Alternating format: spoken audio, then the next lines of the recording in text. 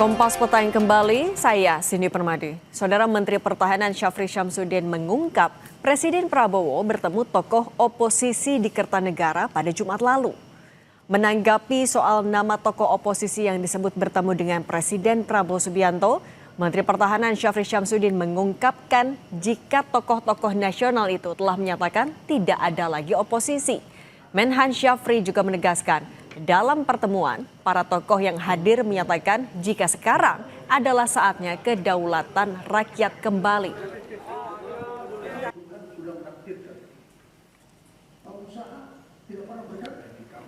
Disinggung soal Pak Prabowo bertemu tokoh oposisi, siapa aja sih Pak kalau boleh tahu? Saya nggak tahu namanya, lupa ya. Itu bisa. Yang pasti tokoh-tokoh nasional itu sudah menyatakan bahwa tentunya tidak ada oposisi. Karena ini masalah komunikasi. Karena komunikasi itu sudah terjalin. Yang saya tahu bahwa tokoh-tokoh itu menyatakan bahwa sekarang waktunya kedaulatan rakyat kembali. Menteri Sekretaris Negara atau Mensesnek Prasetyo Hadi memastikan tidak ada tokoh partai politik yang bertemu dengan Presiden Prabowo Subianto pada Jumat lalu. Pertemuan hanya dilakukan dengan sejumlah tokoh masyarakat untuk membahas program yang berorientasi untuk kepentingan bangsa dan negara. Menurut Mensesnek, tidak ada oposisi yang bertemu Presiden Prabowo, melainkan tokoh-tokoh masyarakat. Pada kesempatan itu, Presiden terbuka untuk berdialog dan menerima masukan. Mensesnek menambahkan, sejumlah tokoh yang bertemu Presiden Prabowo, diantaranya Siti Zuhro, Susno Duaji. Mekanisme kan tidak ada yang oposisi, itu kan tokoh-tokoh masyarakat juga yang Bapak Presiden terbuka untuk berdialog, menerima masukan, kemudian juga beliau menjelaskan program-program yang dalam 1 tahun lebih beberapa bulan ini beliau jalankan yang semua memang berorientasi untuk kepentingan rakyat. Profesor Siti Zuhro ada diskusi mengenai masalah kepemiluan, kemudian ada Pak Susno berdiskusi masalah penegakan hukum, macam-macam di situ, ada beberapa banyak. Ini di Kertanegara ya Mas? Hah? Kertanegara ya Mas? Ya. Tapi untuk tokoh politiknya ada siapa Pak? Ada ketum parpol nggak Pak? Nggak ada. Nggak ada. Dalam demokrasi, oposisi kerap dijadikan sebagai suara pengingat. Jumat kemarin, Presiden Prabowo Subianto disebut telah melakukan pertemuan dengan sejumlah tokoh yang acap kali memberi kritik pada pemerintah. Lalu apa saja yang dibahas dalam pertemuan yang berlangsung tertutup itu? Dan siapa saja yang hadir dalam pertemuan di kediaman Presiden Prabowo di Kertanegara, Jakarta Selatan? Kita bahas bersama salah satu tokoh yang hadir saat itu, mantan Ketua KPK Abraham Samad, Kepala Staf Presiden M. Kodari dan Jayadi Hanan, Direktur Eksekutif LSI. Selamat petang semuanya. Selamat petang, Cindy. Selamat petang. Assalamualaikum Mbak Cindy. Waalaikumsalam warahmatullahi wabarakatuh. Bang Abraham, kemarin itu ketika Anda hadir, undangannya atau agendanya dalam judulnya apa? Pertama, secara pribadi saya dikontak sama Pak Menteri Pertahanan, Pak Syafri Syamsuddin. Katanya diundang oleh Presiden untuk hadir di Hambalang, itu pertama ya, untuk berdiskusi lebih jauh ya mengenai program-program pemerintah. Siapa saja yang hadir, Bang? Kemudian saya tanya Pak Syafri, saya diundang dalam kapasitas apa? Pak Syafri bilang, selaku mantan Ketua KPK yang kritis, kira-kira seperti itu. Oke, yang hadir di pertemuan siapa lagi selain Bang Abraham? Tadi seperti yang sudah disampaikan, kalau nggak salah ingat ya, Profesor Dr. Siti Zuhro, terus Menlu Pak Sugiono, Mensesnek, Pak Syafri Syamsuddin, Maijen Purnawirawan Saki Makarim. Kalau untuk tokoh-tokohnya selain Bu Siti Zuhro, Pak Susno Duaji, Bang Abraham, ada lagi juga kah, Bang? Pak Said Didu. Oke.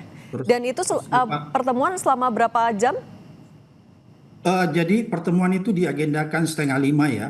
Tadinya diagendakan di Hambalang, tapi pas selesai sholat Jumat dipindahkan ke Kertanegara, kira-kira seperti itu. Dan pertemuannya cukup lama, sampai jam 9 malam. karena pembahasannya cukup jam 9 malam dari setengah 5 sampai jam 9 malam dan diskusinya cukup serius ya, sehingga semua yang hadir itu lupa makan malam. Oke, selama 4,5 jam itu tapi dialognya fokusnya soal apa? Pertama, Pak Prabowo mempresentasikan program-program kerakyatan yang sudah dilaksanakan selama ini ya. Kemudian termasuk salah satunya program penyelamatan sumber daya alam. Yang pertama. Kemudian yang kedua, Pak Prabowo juga menyampaikan hasil dari forum ekonomi yang dihadiri di Davos, Swiss kalau nggak salah ya. Kemudian pemberantasan korupsi, penegakan hukum, dan reformasi kepolisian. Dan juga disinggung tentang BOP. Ya. Kalau dari semua yang disampaikan oleh Presiden, apa yang menurut Anda sebenarnya paling urgent untuk ditindaklanjuti paling cepat dulu sama Presiden? Ya, sebenarnya Presiden menyampaikan bahwa pemerintahan ini serius ya. Serius memperbaiki tata kelola sumber daya alam. Oleh karena itu, konsentrasi membongkar korupsi di sektor sumber daya alam itu terus akan dilakukan. Seperti gitu ya penyampaiannya. Pada saat itu saya sampaikan Pak Prabowo sebenarnya dulu waktu saya jadi ketua KPK, itu kita sudah pernah juga konsentrasi terhadap sumber daya alam. Pada saat itu ada namanya Gerakan Nasional Penyelamatan Sumber Daya Alam. Dan saya melibatkan TNI, Polri, dan Jaksa Agung pada saat itu, dan kita menandatangani deklarasi penyelamatan sumber daya alam bersama Panglima. Pada saat itu Pak Muldoko, Kapolrinya Pak Timur Pradopo, Jaksa Agungnya almarhum Basir Parib, dan saya sendiri Ketua KPK. Dan kita keliling ke wilayah-wilayah yang sumber daya alamnya kuat. Memang pada saat itu dari hasil deklarasi itu ya, dari hasil diskusi dengan para petinggi baik TNI maupun Polri, akhirnya kita menyepakati pada saat itu mungkin penting dibuat semacam satgas seperti yang sekarang dibuat Pak Prabowo. Tapi pada saat itu kita sudah sampaikan ke Presiden SBY, tapi keburu saya dikriminalisasi, ya, keluar dari KPK, jadi saya nggak tahu kelanjutan dari program itu. Tapi saya lihat tetap jalan. Oleh karena itu saya menyampaikan Pak Prabowo bahwa kita apresiasi. Cuma saya sampaikan bahwa pemberantasan korupsi itu harus serius. Dan ya saya melihat bahwa pemberantasan korupsi itu harus menyentuh akar permasalahan, bukan di permukaan, kira-kira seperti itu ya. Oleh karena itu Pak Prabowo menyampaikan apa sih yang harus dilakukan untuk meningkatkan indeks persepsi korupsi Indonesia. Saya menyampaikan ada beberapa hal ya. Kalau kita merujuk ke United Nations Convention Against Corruption, ada 5 konsentrasi, ada 5 konsentrasi yang harus dilakukan agar supaya IPK kita itu bisa meningkat. Pertama, sebentar Bang Abraham. Soal korupsi itu ya poin yang Anda sampaikan kemarin dengan kapasitas sebagai mantan Ketua KPK. Saya beri kesempatan ke Bang Kodari dulu. Bang Kodari, tapi sebenarnya apa kepentingan Pak Presiden? Apa alasan ia menggelar pertemuan dengan beberapa tokoh ini? Ya, pertama tentu menyampaikan apa-apa yang sudah dikerjakan oleh pemerintah dalam setahun ini. Yang kedua, tadi sudah digarisbawahi oleh Bang Abraham Samad bahwa Presiden menunjukkan atau ingin mengkomunikasikan bahwa beliau sangat serius untuk melakukan perbaikan-perbaikan nasib bangsa dan negara, terutama dari segi pembenahan dan pemberantasan pelanggaran pada aspek sumber daya alam gitu. Dan yang ketiga tentunya ingin mendapatkan masukan dan saran di luar sambil silaturahmi dengan berbagai macam tokoh dan kelompok masyarakat dari berbagai macam kalangan. Tapi ini inisiasi siapa sih Bang Kodari sebenarnya, Pak Presiden, Menhan, atau justru masukan dari luar, dari publik? Sepengetahuan saya Pak Prabowo itu sudah sangat sering berkomunikasi dengan berbagai macam pihak ya, dan bukan mustahil juga bahwa pertemuan yang kemarin itu nanti akan ada pertemuan-pertemuan yang lainnya. Artinya Presiden terus berkomunikasi dengan berbagai macam elemen masyarakat. Jadi Presiden bukan hanya bicara dengan kabinet, bicara dengan tokoh-tokoh di luar negeri dalam forum internasional, tetapi juga dengan berbagai macam tokoh dan opinion maker di dalam negeri begitu. Dan saya kira tadi sudah disampaikan bagaimana pokok-pokok pikiran atau hal-hal yang disampaikan itu muncul di Davos, dan saya yakin juga dari cerita Bang Abraham Samad ya, walaupun saya nggak ada di situ, itu sama dengan yang beliau sampaikan di retret Hambalang kemarin yang terakhir begitu. Jadi saya kira beliau ingin agar masyarakat, agar anak bangsa ini semua memiliki pemahaman dan perspektif yang sama tentang persoalan-persoalan yang kita hadapi dan cara-cara menyelesaikan program masalah-masalah tersebut. Oke, Bang Kodari, tapi kok juga sempat disebutkan ini adalah tokoh-tokoh oposisi. Kenapa bisa disebut seperti itu? Tergantung juga sih oposisinya kepada siapa dan kapan. Berarti maksudnya Pak Menhan apa dong? Ya, harus ditanya dengan Pak Menhan dong. Ya, kan Pak, kalau pernyataannya keluar Pak Menhan ditanya dengan Pak Menhan. Tetapi kalau tadi cerita Bang Abraham Samad kan ditanya sebagai mantan ketua KPK, dan tadi sudah diceritakan bagaimana antara Pak Prabowo dengan Bang Samad itu nyambung sekali gitu. Jadi apa yang dikerjakan oleh Pak Prabowo sekarang sebetulnya sudah dicoba dikerjakan oleh Bang Samad beberapa tahun yang lalu gitu. Jadi sebetulnya sih dari forum-forum begini ternyata ketemu ya bahwa apa-apa yang pernah dipikirkan oleh anak bangsa itu ternyata dikerjakan oleh Pak Prabowo. Berarti kalau Anda bilang nggak ada posisi ya. Nah, kalau dari Mas Jayadi sebenarnya apa kepentingan tokoh masyarakat, sebagaimana dikatakan oleh Pak Mensesnek. Mungkin kalau saya tambahkan lagi ya istilah yang lain ya, supaya seru ini opinion maker. Kalau gitu, Bang Samad ini kan banyak pengikutnya, Bang Said Didu banyak pengikutnya. Saya minta pendapatnya Mas Jayadi dulu ya, Bang Kodari. Kalau gitu Mas Jayadi, kenapa tokoh-tokoh ini sampai diundang? Pak Presiden atau Istana punya kepentingan apa sih? Ya, kalau kita ikuti pemberitaan kejadian-kejadian selama beberapa bulan terakhir, akhir tahun 2025 sampai awal 2026 ini kan ada sejumlah isu, baik isu politik maupun kebijakan yang menarik perhatian publik dan cenderung menimbulkan kontroversi kan. Misalnya akhir 2025 itu ada bencana di Sumatera yang kemudian dikaitkan dengan isu-isu sumber daya alam kan. Itu mencuat. Kemudian isu pilkada langsung atau tidak langsung itu juga cukup kontroversial dan dibicarakan oleh publik. Lalu isu reformasi Polri ya, dimulai dengan pembentukan komite reformasi dan seterusnya, itu sampai ada semacam pemberitaan kontroversial tentang tanggapan Kapolri tentang posisi Polri di bawah kementerian dan sebagainya. Dan yang terakhir yang pasti sangat menarik perhatian publik dan pasti menimbulkan kontroversi adalah posisi Indonesia di DOP. Tadi disebut juga sedikit oleh Bang Abraham, DOP BOP, Board of Peace, ya, Dewan Perdamaian yang dipimpin oleh bentukan dan dipimpin oleh Trump. Tapi Mas Jayadi, kalau misalnya memang tujuannya untuk menjelaskan itu, tapi apakah di baliknya ada motif juga, misalnya mau merangkul orang-orang yang kerap kritis sama pemerintah, atau ada alasan lain nggak sih? Ya, tentu itu salah satunya kan. Itu dalam bahasa Bang Kodari itu berkomunikasi kepada publik melalui tokoh-tokoh yang punya banyak pengikut kan, itu kira-kira kalau saya simpulkan dari bahasa Bang Kodari tadi. Ya, itu saya kira salah satu tujuannya kepada publik. Kalau kita lihat nama-nama yang diajak bicara ini kan ada Bang Abraham kritis dalam soal-soal pemberantasan korupsi, ada Pak Said Didu kritis dalam soal-soal terutama tata kelola sumber daya alam. Lalu ada, dua orang ini boleh disebut sebagai tokoh publik yang kritis kan terhadap kebijakan ya, bukan oposisi secara atau kritis secara posisi politik.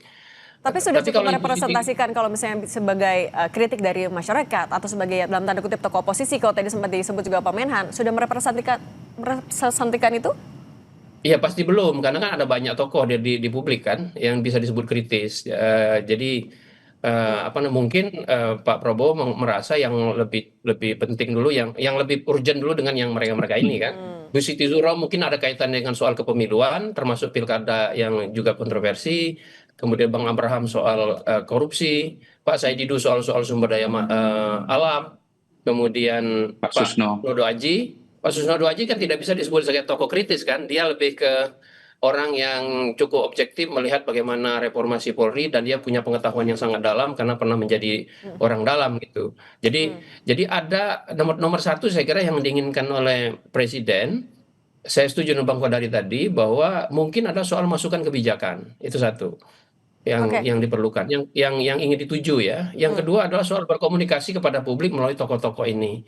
Yang ketiga saya kira itu juga menunjukkan kepada publik bahwa secara politik presiden itu terbuka dengan semua kalangan termasuk tokoh-tokoh yang kritis. Itu tampaknya yang ingin dicapai melalui dari sisi politik gitu. Tapi saya kira ada satu lagi yang mungkin juga ingin dicapai oleh presiden.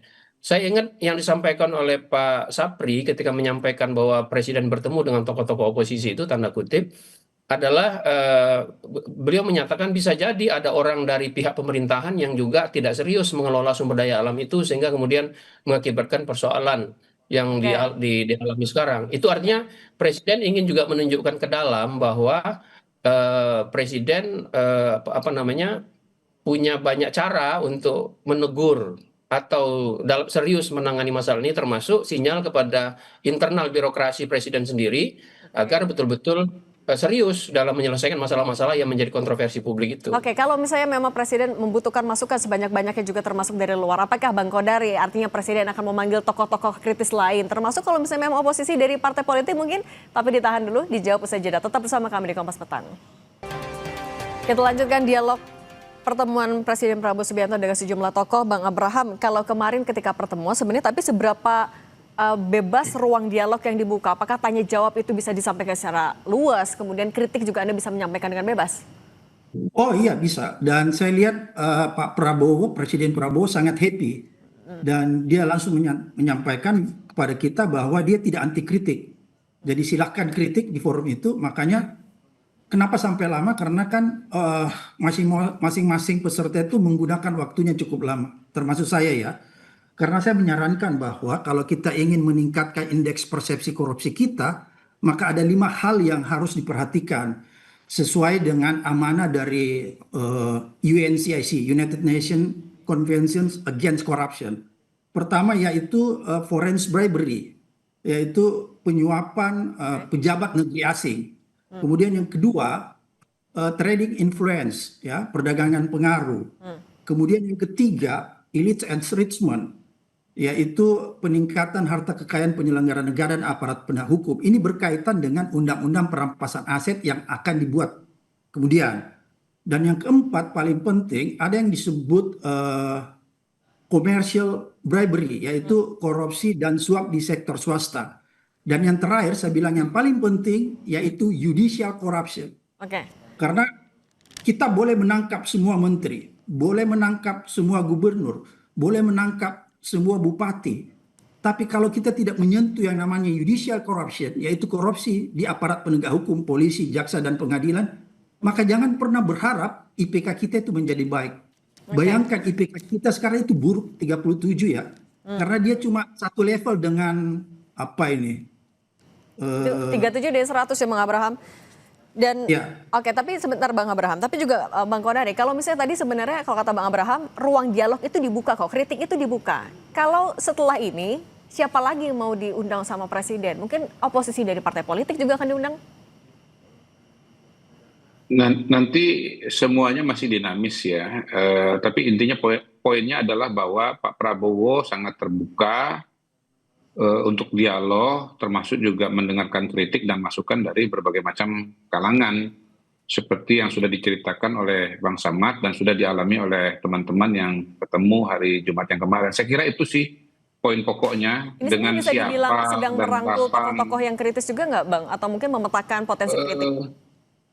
Saya melihatnya lebih kepada ini ya, kepada bagaimana mencari jalan terbaik untuk menyelesaikan permasalahan-permasalahan yang ada. Pak Prabowo kan dalam setahun ini selain menjalankan visi misi beliau, apa-apa yang sudah diidentifikasi dan dibayangkan, itu juga kemudian selalu mencari upaya untuk melakukan perbaikan terhadap berbagai macam program yang ada. Beliau kan sudah mengatakan bahwa kalau ada masalah kita hadapi, dan pasti semua program itu pasti ada tantangannya. Satgas penertiban kawasan hutan kan sudah sangat luar biasa. Bayangkan sampai 4 juta udah disita. Dan kita sendiri juga kan terkaget-kaget itu. Bagaimana ternyata ada 4 juta hektar yang selama ini sudah berproduksi berada di luar peraturan yang ada. Itu kan kita sangat terkejut melihat hal itu. Tetapi tentunya Presiden masih mencari selah-selah dan mencari informasi yang lain agar penegakan hukum ini berjalan dengan lebih baik di satu sisi, dan di sisi yang lain pendapatan bagi bangsa dan negara untuk program-program masyarakat juga Bisa semakin meningkat. dioptimalkan. Betul, Oke. betul. Nah, tapi betul. kalau misalnya Ya contoh begini kan, Pak Susno Duaji, saya mendengar tuh Pak Susno Duaji. Pak Susno itu kan bukan hanya polisi, beliau pernah menjadi wakil ketua badan transaksi apa namanya PPATK. oke. Nah, Oke deh. beliau itu tahu dan punya pengalaman tuh mengenai Oke, berarti itu juga yang ditanyakan di tokoh-tokoh yang diundang. Ya, itu yang ditanyakan. Itu Oke, yang nah tapi ditanyakan kepada sebentar Bang Pak Kodari, tapi kalau misalnya memang tujuannya adalah untuk menerima masukan sebanyak-banyaknya, Mas Jayadi, siapa lagi sebenarnya yang harusnya juga diundang? Tokoh kritis siapa yang seharusnya juga didengar oleh Presiden?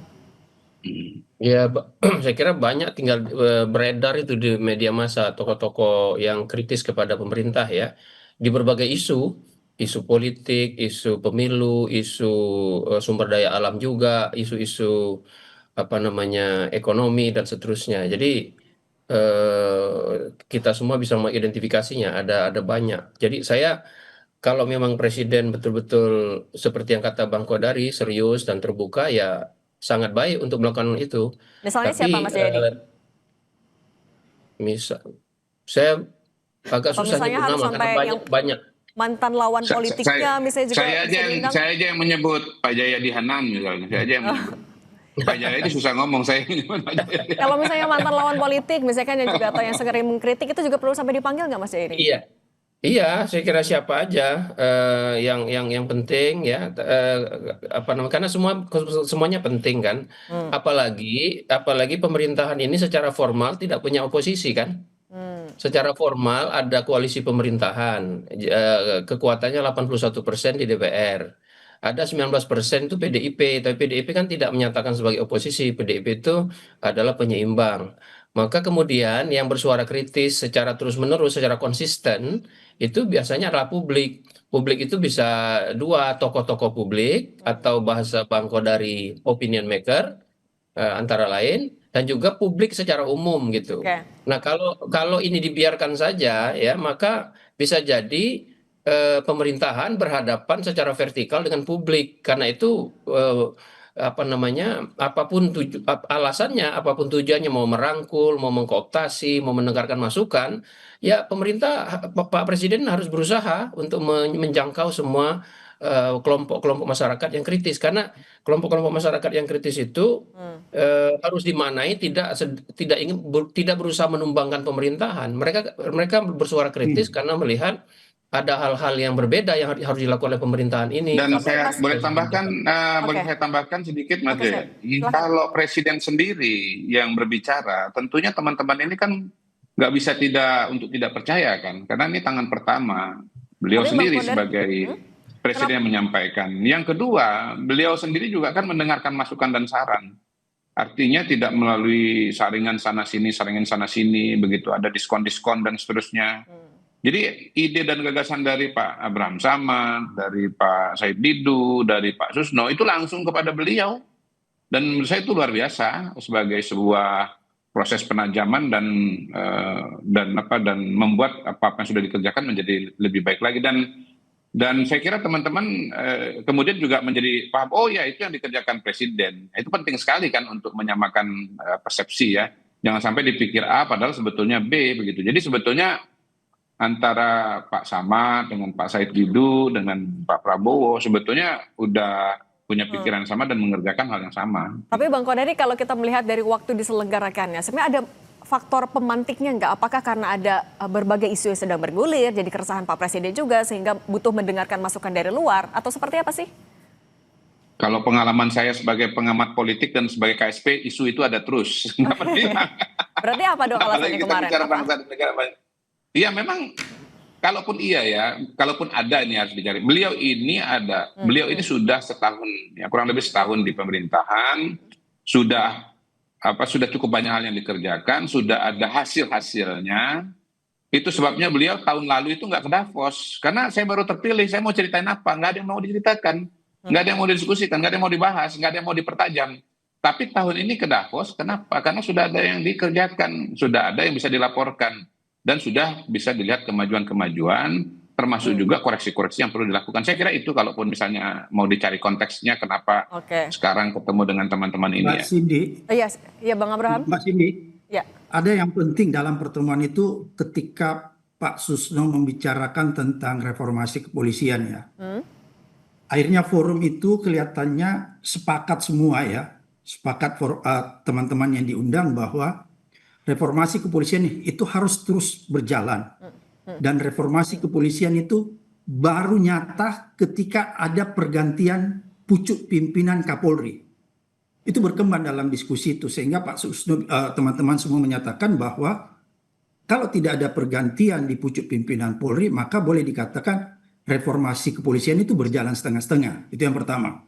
Kemudian yang kedua, Pak Prabowo juga di dalam diskusi itu menyampaikan bahwa tidak ada yang mustahil kalau suatu ketika pemerintah mengambil kesimpulan bahwa Polri itu di bawah sebuah kementerian. Itu yang disampaikan eksplisit oleh Pak Prabowo bahwa tidak ada yang mustahil, dia bilang, kalau suatu ketika pemerintah menganggap bahwa ternyata kepolisian itu lebih tepat di bawah sebuah kementerian, maka itu akan dilakukan. Itu yang penting. Oke, Bang Abraham juga ini mau menegaskan dulu, tapi setelah pertemuan yang setelah kemarin, apakah tokoh-tokoh ini termasuk juga Bang Abraham akan memastikan bisa tetap kritis kepada pemerintah? Singkat saja. Tetap, karena gini ya, saya ingin sampaikan bahwa kemarin di akhir pertemuan itu, Pak Prabowo menyatakan diskusinya kan belum selesai, maka akan dilanjutkan kemudian diskusi di Hambalang dengan membuka forum yang lebih lebar, lebih melibatkan lagi banyak tokoh. Karena ada beberapa hal yang belum terselesaikan kemarin di dalam diskusi itu. Oke, sehingga Dan butuh kita akan terus memberi kritik ya? yang konstruktif ya. Kita akan memberikan terus kritik yang konstruktif untuk pembangunan bangsa dan negara ini. Oke, itu jelas. pertemuan dengan tokoh-tokoh itu yang untuk mendengar semakin banyak masukan. Bang Abraham Samad, Bang Kodari, Mas Jayadi Hanin, terima kasih sudah berbagi bersama kami di Kompas Petang. Sehat selalu semuanya. Terima kasih. Terima kasih.